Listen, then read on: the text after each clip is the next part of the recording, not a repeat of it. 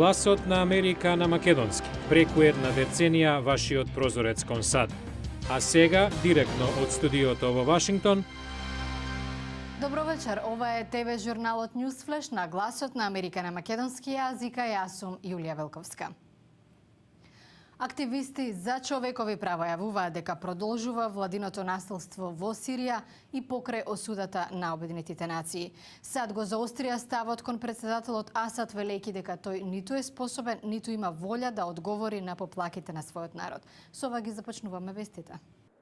Сириските безбедносни сили во Дамаск убиле уште најмалку 4 демонстранти откако Советот за безбедност го осуди владиното насилство во земјата, според тврдење на активисти за човекови права. Во Вашингтон, САД го заострија ставот против претседателот Башар ал-Асад, велејќи дека на него гледаат како на причина за нестабилноста во Сирија. Портпаролот на Белата куќа Џеј Карни изјави дека Асад покажал дека е целосно неспособен и неподготвен да реагира на поплаките од сопствениот народ. Некои членови на Конгресот го повикаа претседателот Барак Обама да воведе санкции против странски компании кои водат бизнис со сирискиот енергетски сектор. Сенатот го потврди Пол Волерс за нов амбасадор во Република Македонија. Тој доаѓа од местото заменик и извршен државен секретар во Стејт департментот, а бил и директор на Канцеларијата за кавказски прашања и регионални конфликти.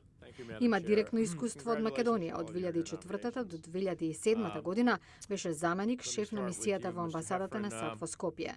Бил на дипломатски позиции во Букурешт, Москва и Никозија. Ал-Кајда и натаму е најголемата терористичка закана за САД, но владините напори за справување со насилниот екстремизам не треба целосно да се фокусираат на исламските радикалисти, велат представници на Белата куќа. Во извештајот објавен средата, владата изложува својата поширока стратегија за спречување на идеолошки инспирирани напади. Документот повикува и на зголемување на образовните напори и иницијативи во локалните заедници за да се спречи развивање на насилни идеологии меѓу младите.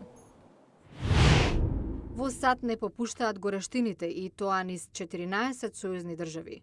Вчера во Тексас рекордни 43 степени. Далас држи рекорд од 33 последователни дена со живата во термометарот на 38 степен. Властите предупредуваат да не се оптоварува електричната мрежа со клима уредите, а свој данок зема и сушата. Покрај Далас и Хјустон денес го активираше планот за вонредни ситуации. Компанијата Каргил од Минесота повлече од продажба преку 16 милиони килограми мелено и сиркино месо, откако владините служби утврдија дека е заразено со салмонела. Едно лице во Калифорнија веќе почина, а десетици други се заразени. Американскиот претседател Барак Обама денеска слави 50 години. Утрото го мина работно, а вечерва по локално време ќе организира забава во Белата куќа за семејството и пријателите. Сиријците надвор од Сирија наоѓаат начини да го поддржат продемократското движење во земјата. Во продолжение, што презема многобројната заедница на сириски американци во Чикаго, сојузната држава Илиноис. Се до неодамна чикашкиот адвокат и активист за човекови права Јасер Табара беше добредоден во Сирија затоа што помогал да се развие образовниот систем во родната земја. Сега пак се смета за државен непријател. Моето име кружи низ сириските медиуми како проамерикански предавник. Табара го добил епитетот заради залагањето да обезбеди меѓународен притисок врз владата на претседателот Башар ал-Асад. Табара притискаше за резолуција на Советот за безбедност на Обединетите нации против насилството во Сирија. Овој активист подготвува и случај во меѓународниот кривичен суд што го товари режимот на Асад за злосторства против човештвото. Професорот по политички науки на Универзитетот на Илиноис Јусуф Сафарти смета дека е клучна промената однатре, иако не ја занемарува важноста на притисокот однадвор. Промената мора да дојде од народот, како што се случи во Египет. Се разбира, странските сојузници се од корист, во смисла на помош, технологија, психолошка поддршка. Амар Байрактар е лекар од Чикаго. Ги поддржува сириските демонстранти преку Фејсбук и се обидува да ги расшири информациите за она што се случува во земјата. Коментира да се говори против сириската влада или да се организираат демонстрации не е својствено за неговиот народ. Никогаш не сме биле активни во политиката. За жал, така сме воспитувани. Дури и по преселбата во САД постои еден голем страв дека ако се активираме политички, ќе им се случи нешто на роднините во Сирија. Но случувањата во Сирија сега го засенија тој страв. Неодамна во Чикаго се собраа демонстранти за да го критикуваат режимот на Асад. Како расте незадоволството во Сирија, така се побројни протестите на сиријците надвор од земјата.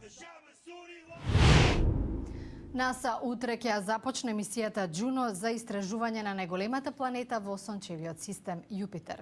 За проектот вреден 1,1 милијарди долари од следниот прилог. Што се крие зад облаците на Јупитер, планетата 10 пати поголема од Земјата? НАСА се надева дека ќе дознае кога леталото Джуно ќе започне со едногодишното орбитирање околу неа.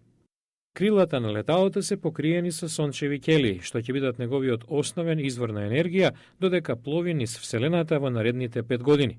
Джуно ќе се приближи на 5000 километри над облаците на Јупитер и ќе се обиде да се симне во опасните појаси на радијација на планетата.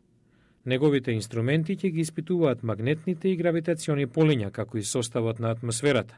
НАСА се надева да добие одговор на клучни прашања за Јупитер, но и за еволуцијата на сончевиот систем. Директорот на мисијата Джен Чода со помош на анимација го објаснува почетокот на патувањето од 640 милиони километри по лансирањето од Вселенскиот центар Кенеди. Накусо по лансирањето, за 5 минути ќе започнеме со отворање на сончевите плочи. Ќе ги насочиме кон Сонцето и ќе започнеме да ги полниме батериите, на пат кон Јупитер. Джуно треба да пристигне близу Јупитер во 2016. Во следната емисија, какво значење има Рамазан за афроамериканските муслимани во САД? Гледате утре во Newsflash. Малцинство со малцинска вера. Половина милион афроамериканци во САД го слават Рамазан, рефлектирајќи ги своите корени. Зова утре во Newsflash. Од студиото во Вашингтон го гледавте Newsflash на Гласот на Америка на македонски, а јас сум Јулија Велковска.